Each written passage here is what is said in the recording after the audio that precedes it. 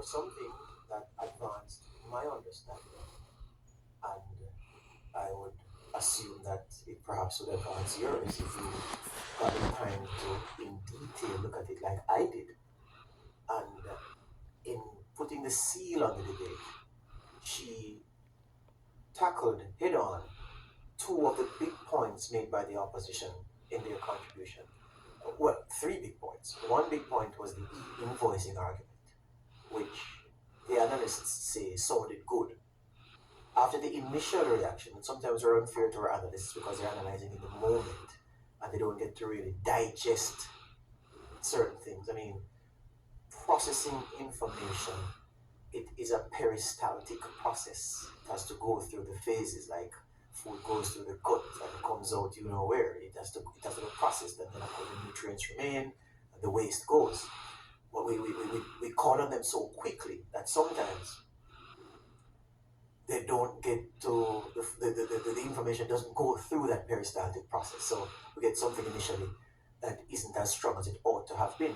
Later, we heard from some other analysts that the e-invoicing, it would need at least a technological infrastructure that would take some time to be built. And that's what's caused many of us to say, all right, good idea, but not immediate term, yielding the kind of revenue that the government needs to plug the gap in the budget. The finance minister took that on. So that the e-invoicing, one big point from the opposition that was tackled. The other one concerned the digital nomads idea, which the finance minister addressed frontally. And then thirdly was the opposition leader's argument that 2% of GDP, where compliance could translate into that and work it to about 60 billion, that he could find $60 billion in the budget just by compliance alone. And the finance minister's response was classic. Let's take them one by one in the time we have. The finance minister, by the way, Julian Robinson's e-invoicing point was grounded. He mentioned countries where e-invoicing had taken place or was in place, the yield from the e-invoicing arrangement, how that streamlined the payment process, and of course more critically, how that redounded to create revenue for the governments implementing the e-invoicing, electronic invoicing. Yeah, the finance minister said, well, that will take 2 to 3 years to come on stream in Jamaica. So the opposition leader the opposition spokesman on finance is misguided if he believes that e-invoicing will bring us the revenue we need in the new fiscal year, because 2 to 3 years down the line is when this thing is most likely to yield results. So that's a non-starter where the finances for the next fiscal year are concerned. Remember, the almighty battle between the government and the opposition was between the government's stated intention to rake in at least 20 odd billion from the NHT and the revenue raising measure, 29 billion from the NHT and other revenue raising measures in the tax package to help plug the gap in the budget.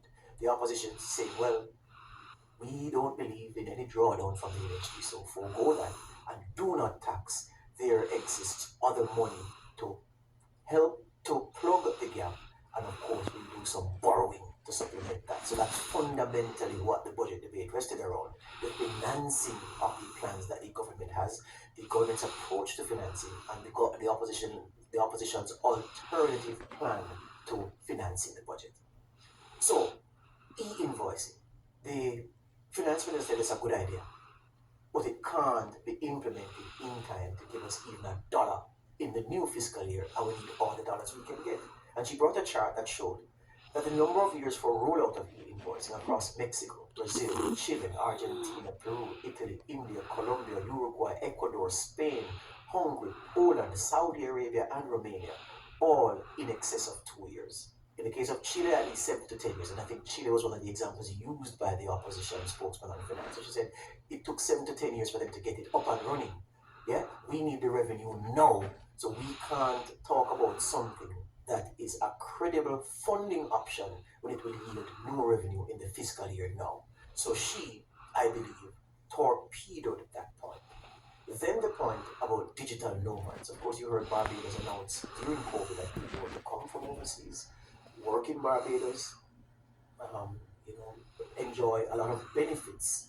And these digital nomads, the revenue that they would generate from their activities and everything else, could be put into a kitty to help to support the government's spending plans over the course of a fiscal year. David Williams says, yes, well, it's a good medium term idea, but it is, of course, a broader strategy to diversify Jamaica's visitor economy to attract long-stay remote workers and stimulate spending in select sectors. However, she said, it cannot be held up as a sufficiently robust revenue measure because there are so many implementation hurdles that need to be crossed that you could not predicate your finances on a digital nomad system that has not yet been set up. She said it would be madness to forego certain revenue from the NHD, forego certain revenue from taxation, and hang your hat on a stick that is built on digital nomads revenue and e-invoicing revenue when neither of those two can be implemented in even 1 year. As you said, there are so many uncertainties around the digital nomad thing that you'd have to set that up and see what it yields down the road, but you would never budget on those things, and that was the crux of her argument. She went further and she said some things about the POJ.